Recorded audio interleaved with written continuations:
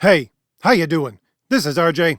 So, every once in a while, I like to do a more positive video, and since it is the beginning of a new year with new beginnings in sight, I figured now's the time to do so. And I'm going to do so by asking the question, is there any hope in the near future, being the next couple of years, of getting back to good entertainment again? Solid, merit-based entertainment. And if so, what is going to be the driving force behind that?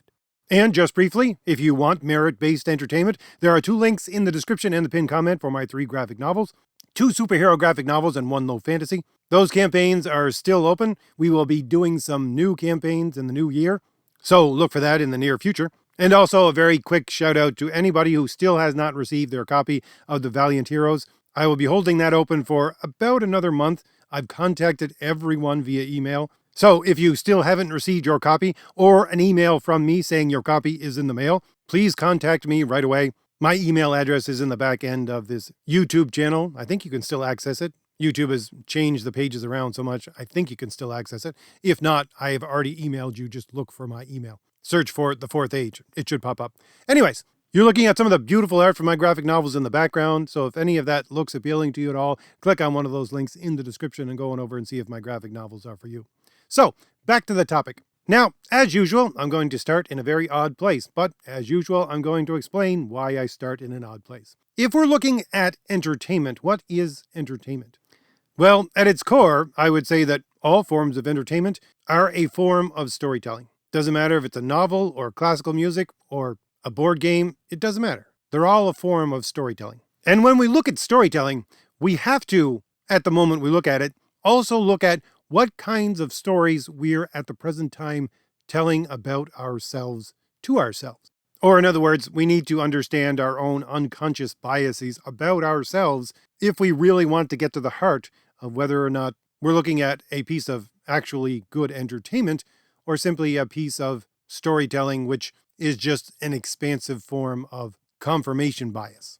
And without a doubt, the stories that we tell to ourselves about ourselves today in modern North America, the beginning of 2025, are stories that are run through with the political. And parsing through that to find out what actually has merit and what is simply a part of confirmation bias will go a long way in trying to figure out whether or not A, good entertainment is on the horizon, and B, if it is, where it comes from. Now, just a quick aside, the reason why I say at the end of every one of my videos, leave me a comment, give me something new to think about, is because I like having different ideas to bounce my own ideas off of. And that's usually what I do. That's usually where my ideas for videos come from during my week. Someone says something, usually in a YouTube video because I watch entirely too much YouTube, and it gets me to thinking. And as I noted a couple of weeks ago, YouTube has changed its algorithm somehow, and all of a sudden I get recommended videos from a guy I'd never heard about since, a month ago or so. His name is Asmongold. I know he's a big YouTuber and Twitch streamer, I think. Although I must say, he's getting a little bit thin on relevance after watching so many of his videos. But anyway, he did say something in one of his videos which struck a chord in me, and I really think got to the heart, in a odd sort of way, at the current change that we're looking at, the sea change that we're looking at from ultra progressive, quote unquote, progressive ideology to one of a more conservative bent. Now, I don't even remember what his video was about, but he made a statement basically saying that both conservatives and liberals, both the right and the left, are fundamentally irrational movements. And then he gave some examples saying, well, look at your progressivism today and how they contradict themselves all the time. That's irrational. And his example for conservatives was, look at how they treated wearing masks over the last few years. That's completely irrational. Now, my first thought was, okay, your statement about conservatives, while there may be people who irrationally think that way, I think your statement is much more of a fence post fallacy, which is to say, just because you don't understand why the fence post is there doesn't mean that it has no meaning. And just because you don't understand why they have that mentality doesn't make it irrational.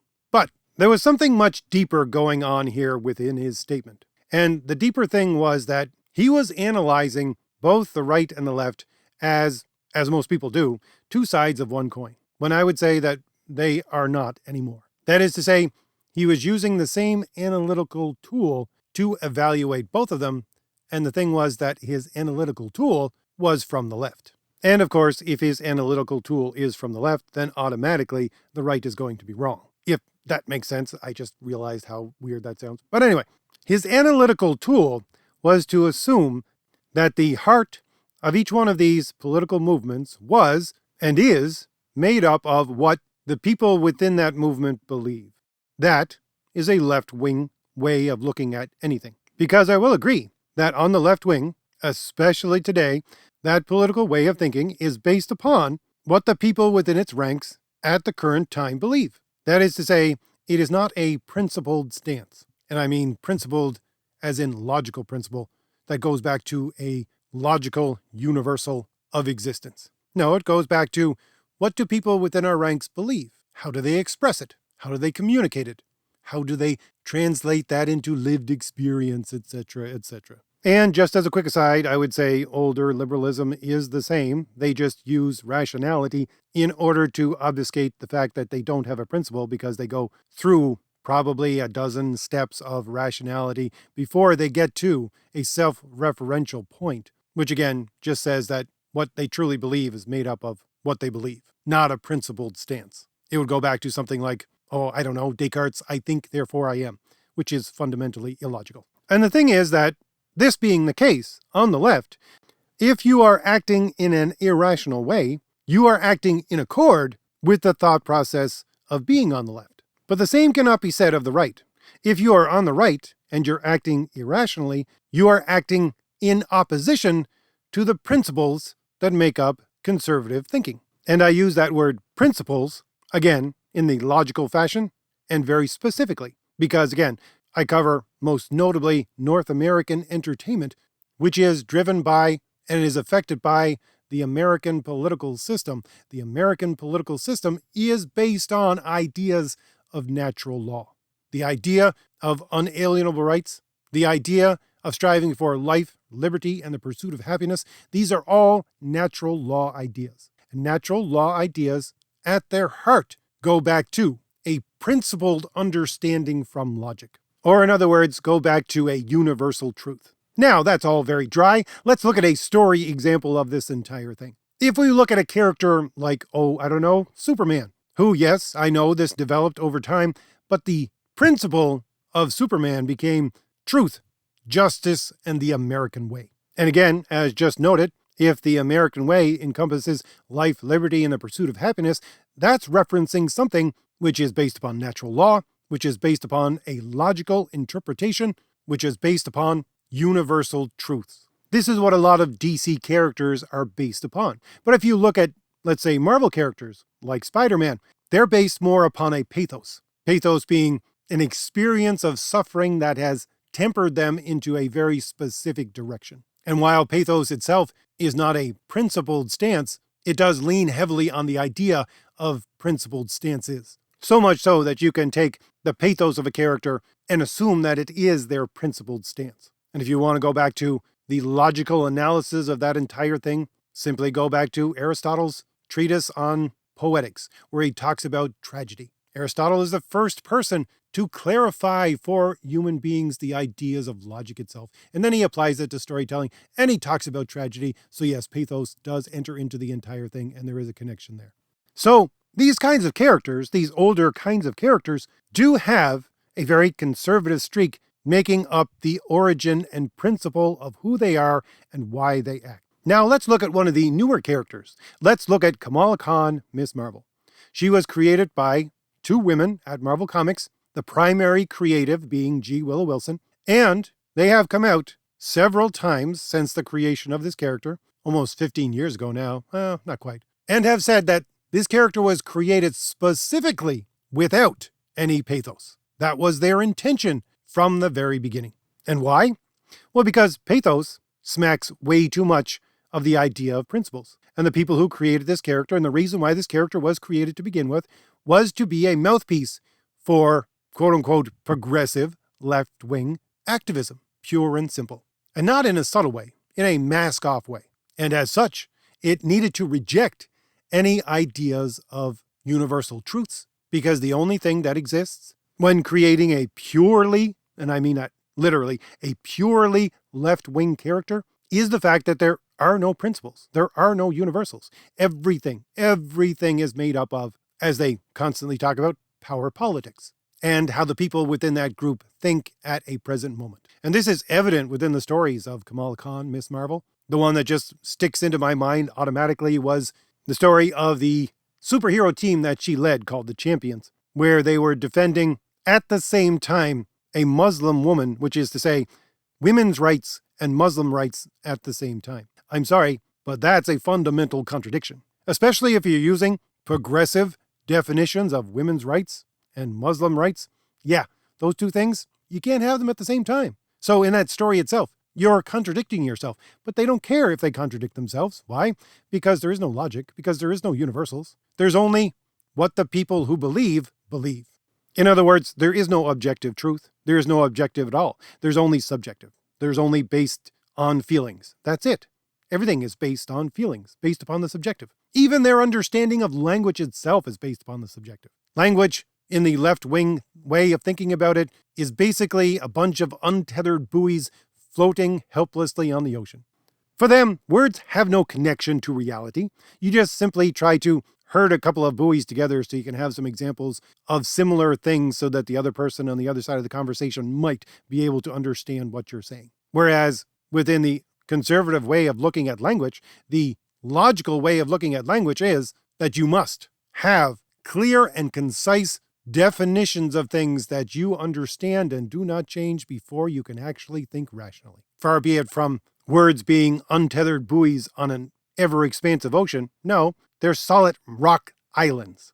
And while their shorelines may shift and change a little bit over time, at the very least, the logical and rational uses of language must get down to this bedrock. And we see that characters like Kamala Khan, Miss Marvel, have no bedrock, and they were built specifically to have no bedrock, in order to specifically be a mouthpiece for a certain kind of political thinking, which is left-wing, quote-unquote, progressive political thinking. Whereas the ideas of truth, justice in the American way, the ideas of with great power comes great responsibility, those are very conservative ideas. They're ideas based upon pathos. They're ideas based upon principles. And that is how we can distinguish between these new, quote-unquote, progressive characters and older characters. Characters that had some meaning. And they had meaning because you could understand the definition of them, because it was tied to something real. Now, here's the thing. As I said, I think we are right now at the very beginning of a sea change within our entire society. It does affect, indeed, and is affected by the political, which does affect the stories we tell ourselves about ourselves. And it plays into why I started this entire conversation talking about Asmongold. Why? Because, as I said, his basic analytical tool is a left-wing analytical tool. And therefore, obviously, you're going to find fault with right-wing ideas when your basic analytical tool is left-wing. His basic analytical tool is not actual reason and logic. It's a bit of reason and logic disconnected after you take a couple of steps back. Again, there's a fallacy underneath. And this is the point that we are at right now. Many people, even many people who consider themselves conservative, have so ingrained in the back of their minds the left-wing ideas that have been spoon-fed to them all of their lives that they become the default analytical tool of looking at the world around it. Or, to put it another way, as I talked about earlier, a lot of us are affected by a confirmation bias generated from a mindset that's not connected to actual reality. And therefore, many of the things that we like might just be we like them because they confirm our biases, not because it's an actual story of merit. But here's the thing. That's going to change pretty soon, pretty quickly. And why do I say that? Well, I say that because of some personal experience that I have. Now, not to go too far into this, but I am a conservative religious person. And so I have been, at the very least, tangentially connected to a youth group in the general vicinity of where I live that is connected to the religious tradition that I uphold. And it's not just a very regional thing. This group reaches out to other parts of the world. Other parts of the world reach into this group. And I can tell you right now from experience that most of the people, the adults, in the religious tradition that I am a part of, look at me as being overly conservative. Look at me and say, you're rubbing us the wrong way and asking to go back to that. But quite honestly, for a good number of the kids in this youth group, which again, at least tangentially, I've been connected to for about 15 years. For a number of those kids, and I would probably say a majority of them, I'm too liberal for their liking. And while I agree, this group makes up a small minority of people in this area, a very small minority. The thing is that this small minority of kids are also the ones who are hyper-focused on merit. And we are quickly moving into a system of hyper-merit. Because merit has been disparaged for, at least 10 to 20 years within our society, since it has been demonized and called all the nasty things you might ever think of. And from that kind of mindset, there has resulted a steep decline in every aspect of our society. Because of that, now that we have turned around, what people are going to look for is not just merit, but hyper-merit. And even if they just look for merit and not hyper-merit, we're still going in a steep conservative path forward. Why do I say that? Well, I say that because our society is in shambles. There is no arguing that point right now. People are looking to fix our society. In order to fix it, they need to return to systems of merit. Or to put it another way, they need people who will get the job done in fixing what needs to be fixed so that everything doesn't fall apart. But here's the thing. Given the history of the last 10 years, 20 years, the vast majority of the people with that kind of skill right now are somewhere between conservative and hyper-conservative. And the through line of this entire thing is very easy to follow. It actually references right back to what Asmund Gold was talking about when he was saying conservatives are irrational. Let's just look at the fact that, give or take, for the span of almost 2 years, the entire world was closed down. But here's the thing. It was closed down much more in very liberal, very quote-unquote progressive areas. For much longer, much harder. The more conservative areas either went from being done with it very quickly or not even closing down at all. And we can look at this developmentally. I'll just use the extremes of youth for this example of developmentally. Let's say you had kids in a conservative area whose school opened up pretty soon after things were closed down. And then you have kids in a very liberal area who were forced to not go to school for that entire 2 years. And if they did, they were on Zoom calls and other things which weren't very effective. Of the kids from those two areas, which one do you think has more of a leg up in getting things done? Well, it's going to be the kids who stayed in school. It's going to be the kids who have a 2-year advantage over their liberal counterparts. Same thing with tiny little kids. We know, and I knew this from the time that everything started. This was one of my principal arguments against people. We know that with everybody wearing masks all over the place, especially in these liberal areas, you have kids, especially little kids, which were traumatized by this in a number of different ways, especially developmentally. Little kids who, after everything was over, there seemed to be a spike in autism. Why? Because kids which were 3, 4 were acting like they were 2 years old. Why?